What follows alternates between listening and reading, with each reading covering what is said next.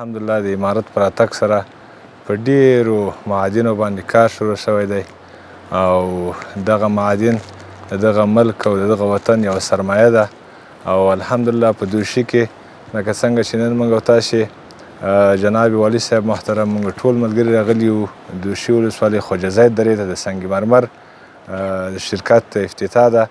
دغه رقمیزه په دوشي ولسوالۍ کې د درې ازغن د طلا معدن هم شته دی، نور معدنونه هم شته دي، نو کار پې شروع دی.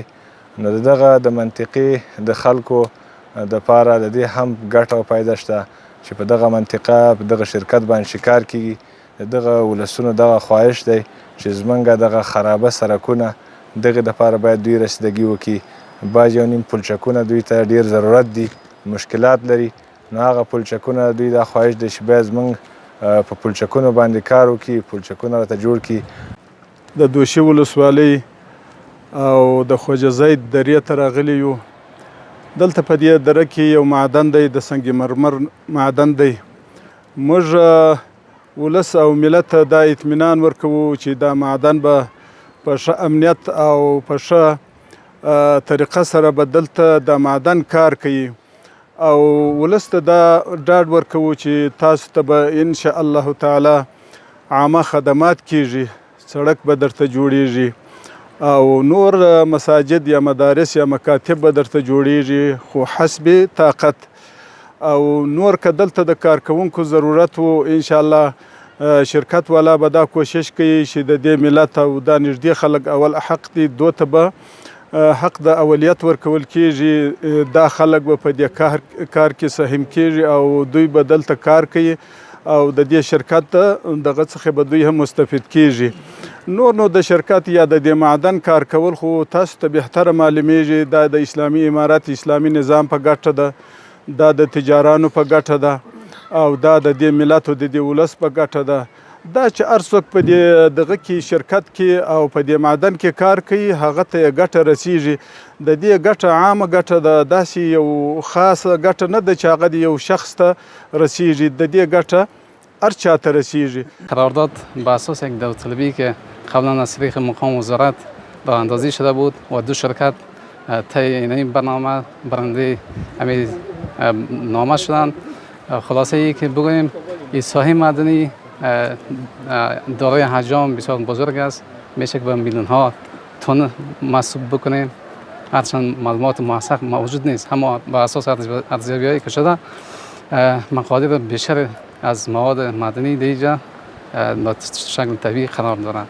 این معدن توسط شرکت‌های محترم که با مقیاس کوچک، یعنی برای مدت 5 سال با هر کدامشان عقد قرارداد شده، اینا مطابق با پلانی که با مقام وزارت طرح و مطابق با او قرارداد حق شده بود، اینا کار خود آغاز میکنند و هر سال مطابق با پلان کاری خود اینا فعالیت صحفی دارند و در ختم هر روز اینا گزارش میدن. قراردادی که امروز شرکت‌های محترم حق شده، اینا رویالتی خود به اساس تن پرداخت میکنن، یعنی 1000 تن 900 افغانی اینا رویالتی به امارات اسلامی پرداخت میکنن.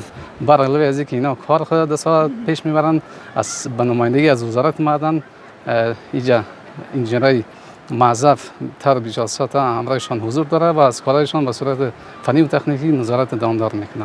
فعلا در جای ما قرار داریم که کار شرکت معدن در اونجا جریان داره.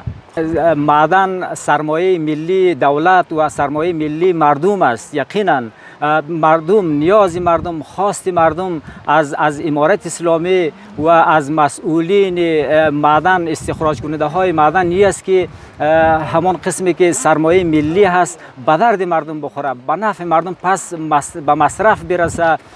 سرگ مردم نیاز داره که سرگ مردم بازسازی شود، ترمیم شود، پولچک به مردم جور شود، درست شود. مردم دائم مریض دارند، میبرند به طرف ولسوالی، به کلینیک ها. مردم یک کمی سهولت به زندگی مردم بیا، مردم راحت شود در رفت و آمدشان به طرف کلینیک و ولسوالی ولایت.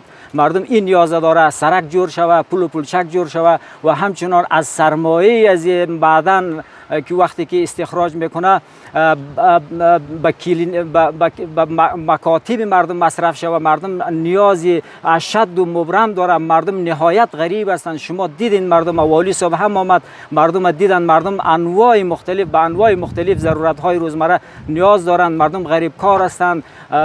مردم ضرورت دارند که در اینجا در کاری معدن شرکت بکنه، از مردم کارگر استخدام شود. په دې دغه معدن چې دی د دوشي معدن چې دی د دوشي معدن حدوداً 1 کیلومتر مربع ځمکه ده او لوړوالی 1 متر دی او د 5 کال دپاره قرارداد دی.